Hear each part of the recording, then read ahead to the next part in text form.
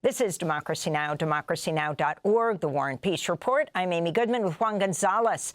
In Colorado, ICE agents, Immigration and Customs Enforcement, have detained the prominent immigrant rights activist Jeanette Vizguerra. The agents picked her up at a Denver area Target where she worked. She's now being held in an ICE detention center in Aurora that's run by the private prison company Geo Group. Jeanette Vizguerra gained national attention in 2017 when she took sanctuary at a Denver church along with her 4 children, 3 of whom are U.S. born, to avoid deportation. Time magazine named her one of the 100 most influential people in 2017. She's lived in the United States for almost 30 years, since leaving Mexico City in 1997 with her husband and her then 6-year-old daughter.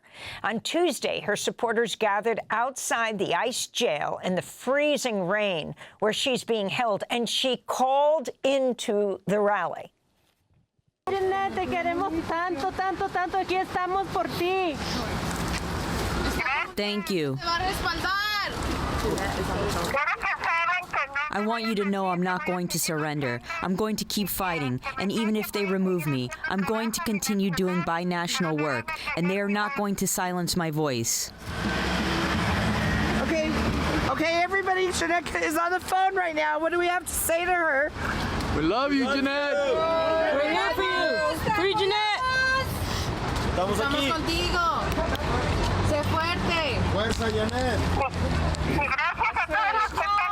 Thank you to everyone that is there. I really thank you for all the time you have been by my side during these 16 years we've been fighting. I'm hopeful I'm going to be able to leave here and continue my fighting for others, because inside here there are many injustices. There are a lot of women that their cases are not being reviewed, and I'm going to try to help them, even being here in detention. That was the immigrant rights activist Jeanette Vizguerra calling from an ICE jail hours after she was detained, and her voice was on speakerphone to those who'd gathered to support her outside, the phone being held by her daughter. We're joined now by 2 guests. Jennifer Piper, Program Director at American Friends Service Committee, Colorado, doing coordination support for Jeanette, and Luna Báez Vizguerra, the 21-year-old daughter of Jeanette, who is holding that phone outside the ICE jail. Now, let's remember, this is Aurora, Colorado. Aurora, Colorado, and Springfield, Ohio, were what Trump, when running for president, promised would be ground zero for deportations. I want to start with Jennifer. What's happening here? I mean, we know the case of Jeanette Vizguerra so well over the years, went into the Denver church where she had taken sanctuary. Why has she been targeted now? Good morning. Yeah, there is no reason for her to be targeted right now in terms of legally. The administration doesn't have a valid deportation order, and their act to try and remove her this week violates her due process rights.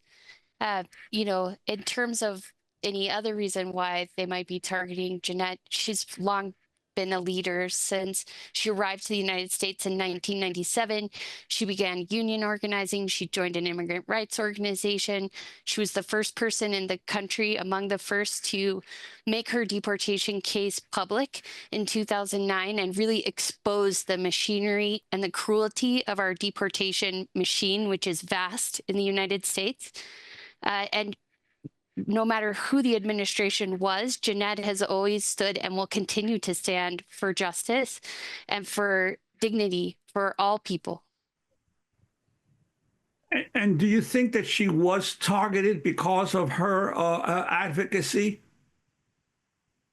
I mean, it seems possible in this environment. We're still hopeful that Immigration and Customs Enforcement will recognize their error and reinstate her due process rights within the immigration system. Her lawyer has filed a habeas and also a motion at the district court, at the circuit court, excuse me, the 10th Circuit Court, to review her case. And so we're hopeful that immigration will come to the table. Bring Luna Báez Vizguerra into the conversation.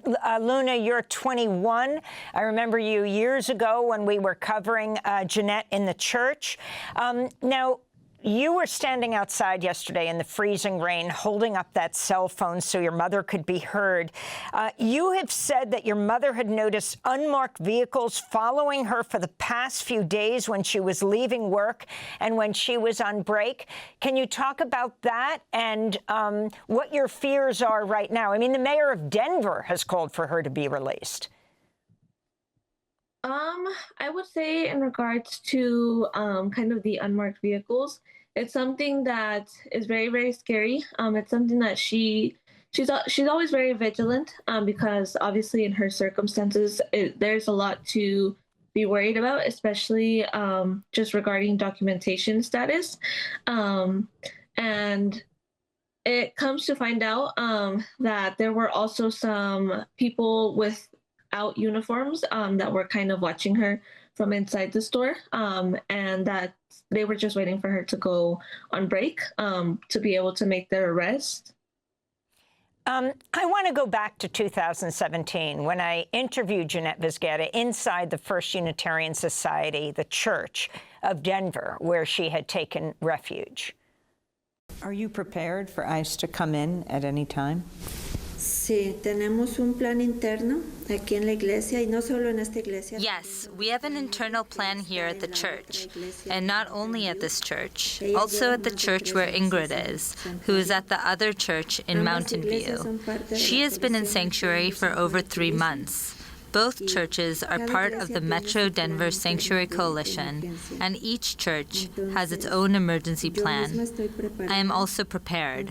Before coming here, I prepared a family plan in case ICE were to go to my house. Part of the plan with my children was that one of them would be filming and the other one would be calling people from a list that I gave them. And here, we have a similar plan.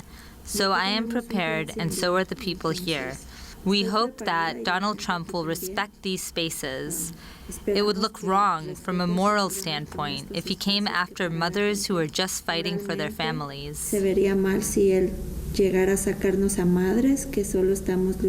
Jeanette Vizguerra. Back in 2017, during Trump 1, the first Trump administration, terrified that she would be removed from her children. As we wrap up, Jennifer Piper, what is the plan right now? Yeah, so over her entire case, her entire fight of the last 16 years, every moment, her struggle and her leadership, her community have made the impossible possible. So the plan is to continue to do that, to utilize the courts. All of the congressional Democrats in Colorado have spoken out and called for her due process rights to be respected, as well as the mayor, the governor, as you mentioned. That's all because of the power that Jeanette has built over her organizing career and the connections that she has with other people. The courts may not save us, but we save each other. Only the people can save each other and make justice and democracy real. And that's what we'll continue to do into the future. We'll continue to have a presence at the detention center. We'll continue to support her family and their leadership. They're really the ones who are leading this fight.